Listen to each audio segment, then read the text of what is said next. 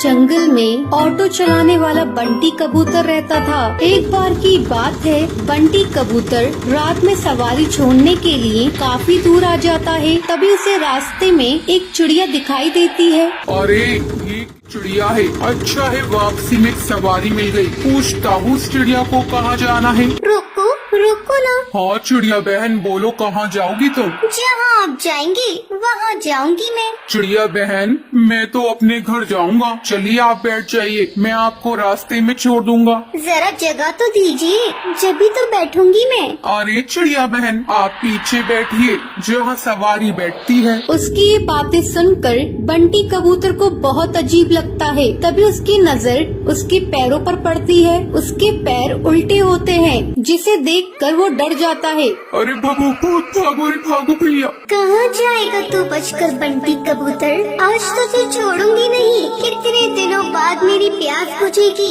इस रास्ते पर कोई आता भी नहीं था, अब तू आया है मेरा शिकार।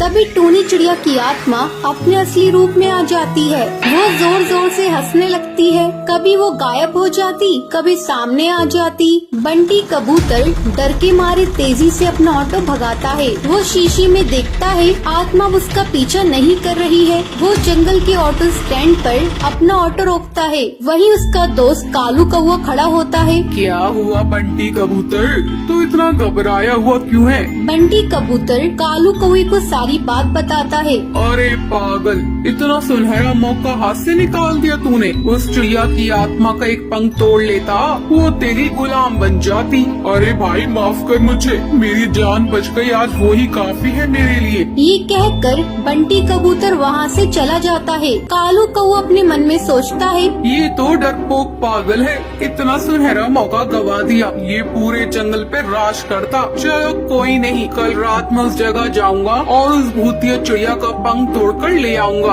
अगले दिन कालू कौवा अपना ऑटो लेकर उसी जंगल के रास्ते पर जाता है। वहाँ पर एक चिड़िया खड़ी होती है। रोको रोको ना, ऑटो रोको, मुझे जाना है।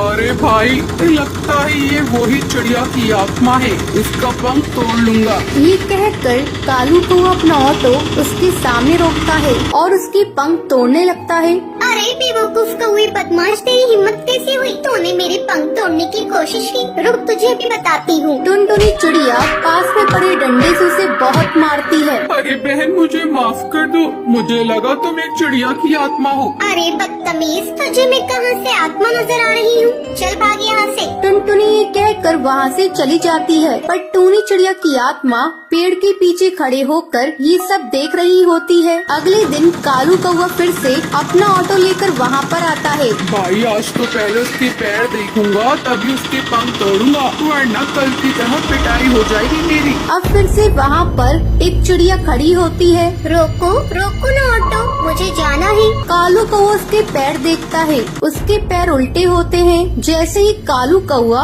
उसके पंख तोड़ने वाला होता है, तभी टूनी चिड़िया की आत्मा अपने असली रूप में आ जाती है। डरावनी आवाज़ें सुनाई देती है। कालू कौवे आप मेरे पंख तोड़ेगा? ये ले तोड़ के दिखा। टूनी चिड़िया की आत्मा कभी उसके सामने आ जाती, कभी उसके पीछे। वो उसे बहुत मारती है। मुझे माफ कर दो चिड़िया की आत्मा, मैं आगे से कभी भी ऐसा नहीं करूँगा। मुझे जाने दो, मत मारो। क्यों छोड़ दूं तुझे? तो जैसे मन चले बदमाश पक्षियों को मारना ही तो मेरा लक्ष्य है। तुम जैसे लालची पक्षियों को जीने का कोई हक नहीं। तभी वहाँ पर बबलू कबूतर ऑटो में अपनी सवारी बिठाकर वहाँ से गुजर रहा होता है। अरे चिड़िया की आत्मा छोड़ दो उसे, मैं तुमसे विनती करता हूँ। नहीं, मैं इसे नहीं छोड़ सकती। तुम जानते हो एक बार ऐसे ही मैं इस जंगल से ऑटो में जा रही थी। उस ऑटो वाले ने मेरा सामान लूट कर मुझे जान से मार दिया। जब से जो भी मुझे लालची पक्षी दिखाई देता है, मैं उसे जान से मार देती हूँ। तभी सुंदरी कौवी बोलती है, अरे टूनी चिड़िया तुम सही कह रही हो, तुम्हारे साथ गलत हुआ है, लेकिन तुम भी सही नहीं कर रही हो। ना जाने कितने पक्षियों को तुम मार रही हो। वो सब उसे बहुत समझाते हैं। वो कालू कौवे को छोड़ देती है। मुझे माफ कर दो, तुम सब सही कह रही हो। मैंने अपने इंतकाम पूरा करने के लिए ना जाने कितने पक्षियों के परिवार को तोड़ा है, पर अब नहीं। इस दुनिया में तुम जैसे नेक दिल पक्षी भी होते हैं। ये कहकर वो वहाँ से चली जाती है। टुनटुनी का पति बंटी एक कुली था। वो नदी पार से आने वाले पक्षियों के सामान को इधर से उधर करता था। एक दिन जब बंटी काम पर जा रहा था तब टुनटुनी उससे कहती है, अजी अपनी सेहत का भी ध्यान रखा करो। सभी किसी न किसी दिन छुट्टी लेते हैं, लेकिन तुम तो रविवार को भी काम करते हो। अरे पगली, अगर काम नहीं करूँगा तो घर कैसे चलेगा? तू तो माँ बनने वाली है, बच्चों का खर्चा बढ़ेगा। अगर काम नहीं करूँगा तो अपने बच्चों को अच्छी जिंदगी कैसे दूंगा? आपसे तो बात करना ही बेकार है। ये लीजिए पोटली, इसमें मैंने रोटी और चावल रख दिए हैं, समय से खा लीजिएगा।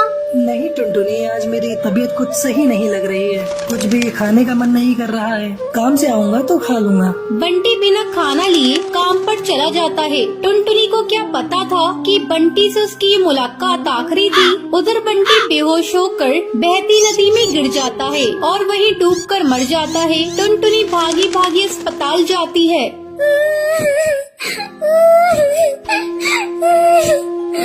बंटी, ये क्या हो गया?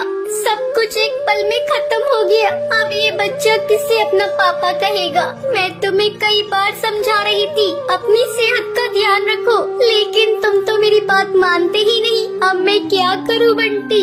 समय तेजी से पंख लगाकर उड़ने लगता है। टुनटुनी एक बच्ची को जन्म देती है। एक दिन टुनटुनी के पास डाकिया एक खत लेकर आता है।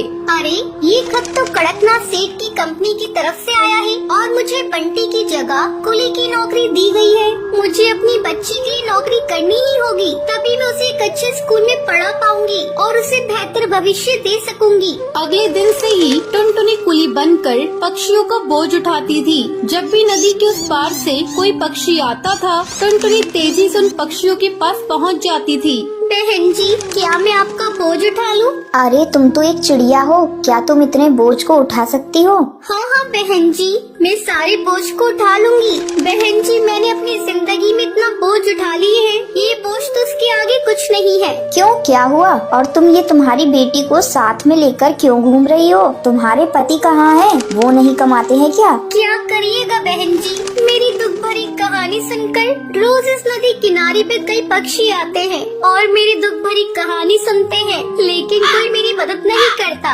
अरे तुम मुझे तो बताओ, मैं तुम्हारी जरूर मदद करूंगी। क्या बताऊं बहन जी, मेरे पति की मौत इसी नदी में डूबकर हो गई थी। उसके बाद से मैं यहाँ कुली की नौकरी कर रही हूँ। देखो टुनटुनी, जब तुम्हारी बेटी थोड़ी बड़ी हो जाएगी तो उसको मेरे स्कूल में डाल देना। मैं उसे पढ़ा लिखा कर एक अफसर बनाऊंगी। मैं तुम्हें अपना पता दे देती हूँ। वो बुलबुल चिड़िया टुनटुनी को अपना पता दे देती है। इसी तरह कई साल गुजर जाते हैं। एक दिन जब टुनटुनी अपना घर साफ कर रही थी, तभी उसे उस बुलबुल का दिया हुआ पता मिलता है। अरे ये पता तो वही है जो मैडम जी ने मुझे नदी किनारे पर दिया था। मैं तो बिल्कुल भूल ही गई थी। अब मैं अपनी बेटी को लेकर मैडम जी के स्कूल में जाऊंगी और उसे वहाँ पढ़ाऊंगी। टुनटुनी अपनी बेटी को लेकर उस पते पर पहुँचती है। आओ आओ टुनटुनी, बहुत दिन हो गए तुमसे मिले। मैडम जी, ये देखिए, मैं अपनी बेटी को अपने साथ लेकर आई हूँ। मैं चाहती हूँ पढ़ लिख कर एक अफसर बन जाए, इसे मेरी तरह जीवन में संघर्ष न करना पड़े। हाँ हाँ टुनटुनी, तुम निश्चिंत रहो, मैं तुम्हारी बेटी को अच्छी तालीम दूंगी। तुम्हें एक दिन इस पर गर्व होगा। टुनटुनी अपनी बेटी का एडमिशन उस मैडम जी के स्कूल में कराकर निश्चिंत हो जाती है। उसे इस बात की खुशी थी, उसकी बेटी को उसकी तरह जीवन में संघर्ष नहीं करना पड़ेगा। तो ये थी आज की कहानी। क्या आपको पता है कालू कौवा बंटी कबूतर से चिड़िया की आत्मा का क्या तोड़ने के लिए कहता है? अगर आपको पता है तो आप हमें कमेंट करके जरूर बताएं। अगर आपको ये वीडियो पसंद आई हो तो इसे लाइक और ऐसी कहानियाँ देखने के लिए मेरे चैनल को सब्सक्राइब करना न भूलें।